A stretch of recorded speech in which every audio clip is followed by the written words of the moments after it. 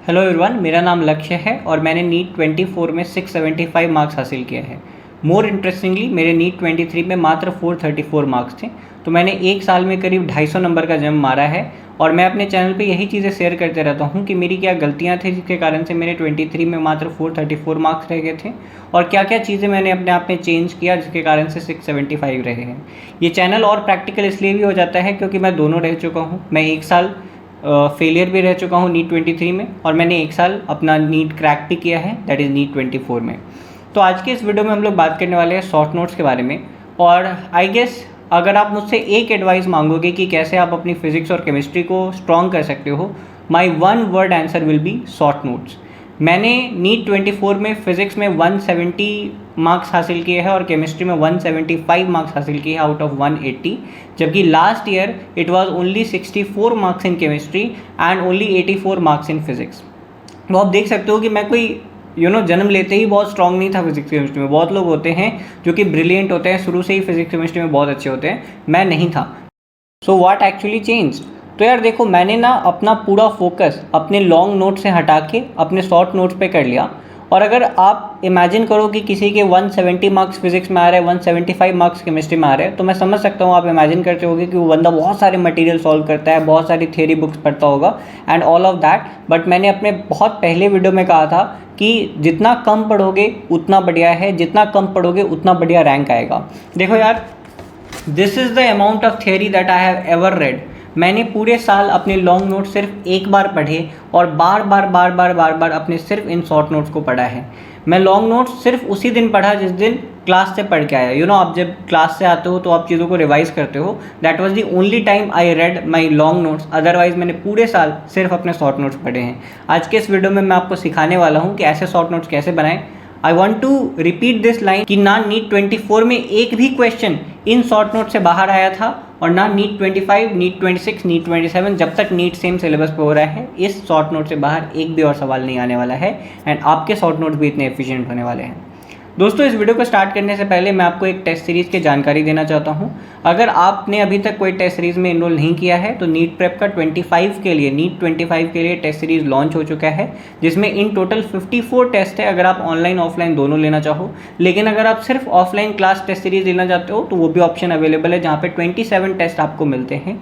हर test के बाद आपको टेस्ट की वीडियो सॉल्यूशंस, ऑडियो सॉल्यूशंस, ये सारी चीज़ें अवेलेबल रहती हैं, जिससे आप आराम से अपने टेस्ट के एनालिसिस कर सकते हो और पता कर सकते हो जो क्वेश्चंस आपसे सॉल्व नहीं हुए उनको वहाँ से सीख के सॉल्व कर सकते हो। ठीक है, नीट प्रेप एक ऐसा ऐप है जिसको मैंने खुद ने यूज़ किया था। यू ऑल नो, मैंने नीट प्रेप पे 20,000 क्वेश्चंस अपने ड्रॉप ईयर में प्रैक्टिस किए थे। इसके अलावा ये एनसीईआरटी बेस्ड ऐप है, रेलेवेंट ऐप है, अच्छे क्वेश्चंस रहते हैं। यू ऑल नो कि नीट प्रेप कैसा ऐप है। So you can go and take this test series if interested. मैं बाकी इनके सिलेबस कुछ अपने स्क्रीन पे दिखा दूंगा और ज़्यादातर सिलेबस मैं इनकी डिस्क्रिप्शन में डाल दूंगा, वहाँ से आप चेकआउट कर सकते हो फुल ईयर प्लान। फिलहाल हम लोग आज के इस वीडियो में आगे बढ़ते हैं।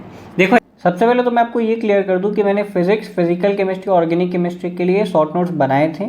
मैंने इनऑर्गेनिक केमिस्ट्री के लिए अपने लॉन्ग नोट्स को ही बार बार पढ़ा था, बिकॉज इनऑर्गेनिक केमिस्ट्री में एनसीईआरटी के किसी भी लाइन से क्वेश्चन आ सकते हैं, तो उसी प्रकार से आपके नोट्स के भी किसी भी लाइन से क्वेश्चन आ सकते हैं, तो उसका कोई शॉर्ट नोट बनाने का फ़ायदा नहीं था। और बायो के लिए मैंने एक अलग वीडियो बनाया है, डू नॉट हाईलाइट एनसीईआरटी करके, आप चैनल पे जाके उसको देख सकते हो। फिलहाल हम लोग फिजिक्स और फिजिकल केमिस्ट्री की एक साथ ही बात करने वाले हैं, क्योंकि वो सेम सब्जेक्ट है, एक तरह से कोई अंतर नहीं होता। और ऑर्गेनिक केमिस्ट्री की एक अलग से बात करने वाले हैं। देखो, सबसे पहले आपके सामने मैंने अपने काइनेमेटिक्स के शॉर्ट नोट्स खोल रखे हैं। अगर आप गौर से देखो तो पूरे 8 से 9 पेज में मैंने काइनेमेटिक्स 1D और 2D दोनों कवर कर रखा है। अगर आप देखो तो यहाँ पे ख़त्म होता है। तो काइनेमेटिक्स 1D और 2D दोनों मैंने सिर्फ 7 से 8 पेज में कवर कर रखा है। इतना कम इसलिए क्योंकि ये एक फॉर्मूला बेस्ड चैप्टर है। क्वेश्चंस इससे डायरेक्ट न्यूमेरिकल्स आते हैं, थ्योरेटिकल क्वेश्चंस काफ़ी कम आते हैं, तो मुझे बहुत ज़्यादा थ्योरी पे दिमाग नहीं लगना पड़ा। मैंने दोनों चैप्टर के, अगर आप देखोगे तो फॉर्मूले ही लिख लिए हैं। जैसे अगर मैं आपको यहाँ पर दिखाऊँ तो एक बहुत ही इंपॉर्टेंट फॉर्मूला है SNH सेकेंड का फॉर्मूला। देन मैंने ये फॉर्मूला लिख लिया है S in first second, second second, third second का रेशियो क्या होता है। इसके अलावा अगर आप देखो तो मैंने ग्राफ पे भी पूरा ध्यान दिया है। जितने भी ग्राफ पॉसिबल थे इन दोनों चैप्टर में मैंने वो सारे ग्राफ्स कवर किए हैं, है ना। तो इसी प्रकार से सारे ग्राफ, सारे फॉर्मूला ऐसे चैप्टर्स के लिख लो।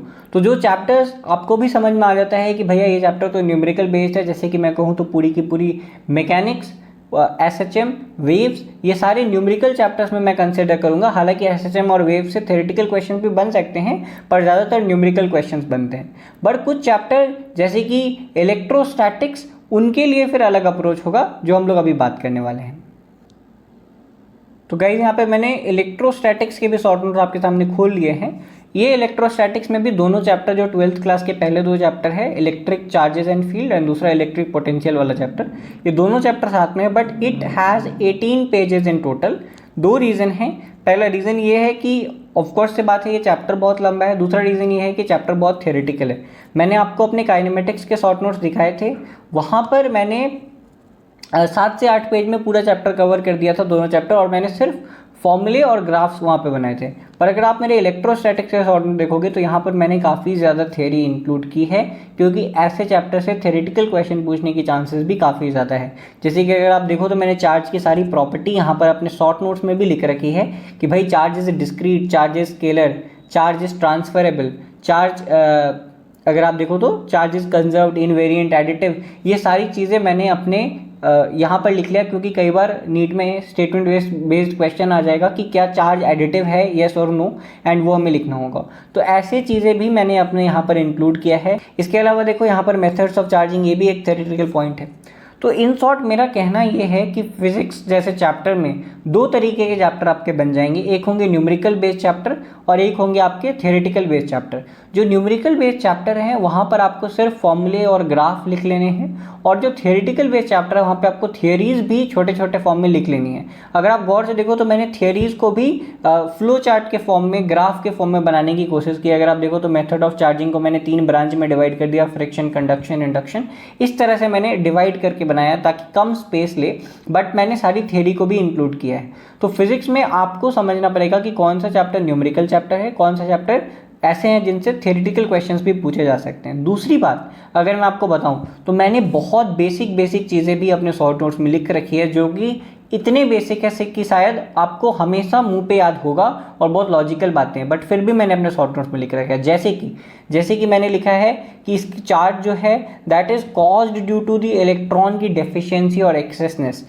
Due to the electron deficiency positive charge is acquired and due to the electron excessness negative charge is acquired। मैंने इतनी बेसिक बातें भी लिख रखी हैं। इसका रीज़न ये नहीं है यार कि ऐसे क्वेश्चन एग्जाम में पूछेंगे तो हमें याद नहीं आएगा। इसका रीज़न ये है कि मुझे सेटिस्फैक्शन रहेगा कि मेरे शॉर्ट नोट्स में हर एक पॉइंट कवर्ड है, और मैं कॉन्फिडेंट रहूँगा कि मैंने अगर सिर्फ अपना शॉर्ट नोट्स पढ़ लिया तो मैंने सब कुछ पढ़ लिया।